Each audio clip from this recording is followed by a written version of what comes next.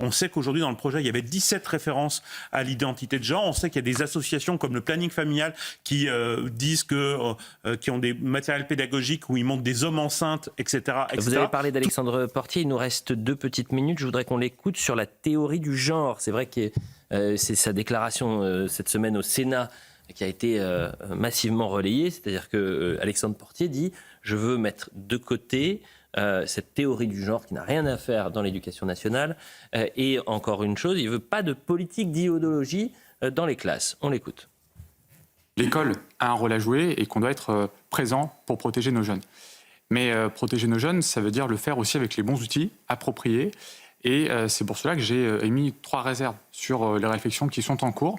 Premièrement, il ne faut pas qu'il y ait d'idéologie à l'école. L'idéologie n'a pas sa place à l'école. Deuxièmement, pas de militantisme non plus à l'école.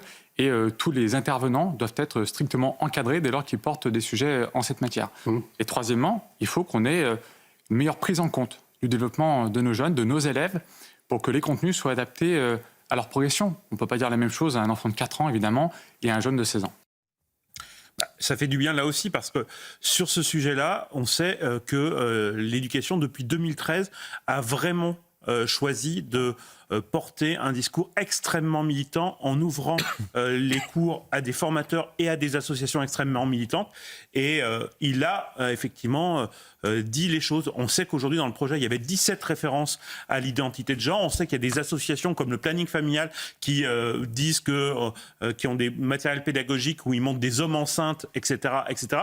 Tout ça, pour des jeunes enfants, c'est catastrophique. Donc, il met enfin les choses. Il a été courageux. Il est soutenu par des sénateurs. Il y a 100 sénateurs qui viennent de publier une tribune pour soutenir le ministre délégué, parce qu'en face, on a une vraie forme de déni. Quand la ministre dit que la théorie du genre n'existe pas, c'est une fake news, elle se moque du monde, parce que la théorie du genre, c'est pas... ils essaient toujours de nous faire le même jeu. C'est pas un mot qui a été inventé par ses adversaires, c'est une expression qui a été forgée par les adeptes de cette idéologie-là dès les années 2000. Et j'ai publié une tribune dans l'Atlantico où je redonne toutes les références, et vous allez voir qu'effectivement, entre 2000 Vous l'avez envoyé à la ministre ou... Eh ben, je l'ai envoyé. Je lui ai même envoyé un petit tweet où je lui montre tous les livres que je peux lui amener au ministère.